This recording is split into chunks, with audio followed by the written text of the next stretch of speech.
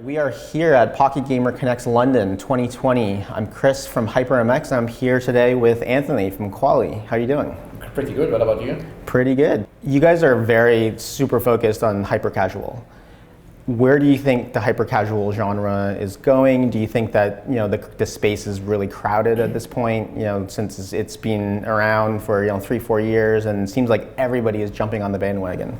I would say that it still has nice days in front of it. I mean, there will be always space for a casual anyway. Just looking for the good title and not just an average one. But that's more or less the case as well with AAA games, right? I mean, there is a lot of AAA games outside. There is a lot of budget changer, those games that you spend more money on because you're like, I can spend more money because it's like the last Assassin's Creed or like Cyberpunk or those kind of games. Basically, it's going to be more or less the same hyper casual, where the big ones are going to be the best ones. Right. But I think there is space for everyone in there.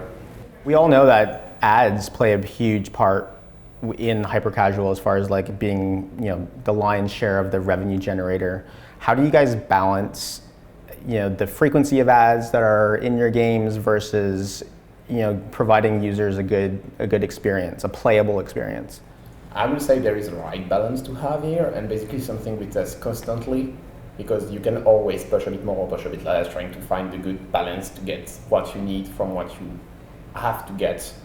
So there is no magic answer to that. Basically, it's just test. Okay.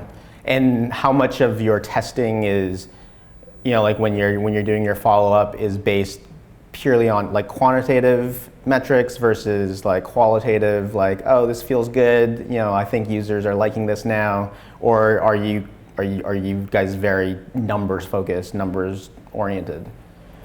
I would say that it's a mix of a lot of stuff. So it's like we have our own process for that, but it's a mix of qualitative, quantitative, trying to find a good space where we're good at, and we see that we have something back, and we see that user stays longer or user stays less longer. Trying to find just that nice balance, and I think there's like a lot of stuff and a lot of knowledge. I mean, we have brilliant developers in the house that just knows their stuff. How closely do you guys work with the developers when games are being ideated or being tweaked? Do you guys, from a monetization perspective, get a lot of input?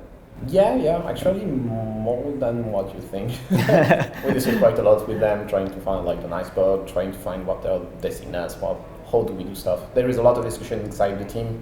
I mean, I talk to people that most of marketing doesn't talk to. I mean, I talk to the developers, trying to check something or get back to me. There is a lot of communication between departments in the team. It's really nice.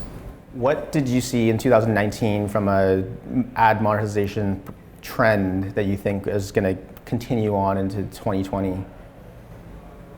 I would say the thing that was a big buzzword in the end of 2019 is starting to get here now in 2020. It's everything related to in-app bidding, bidding, and these kind of things. Yeah.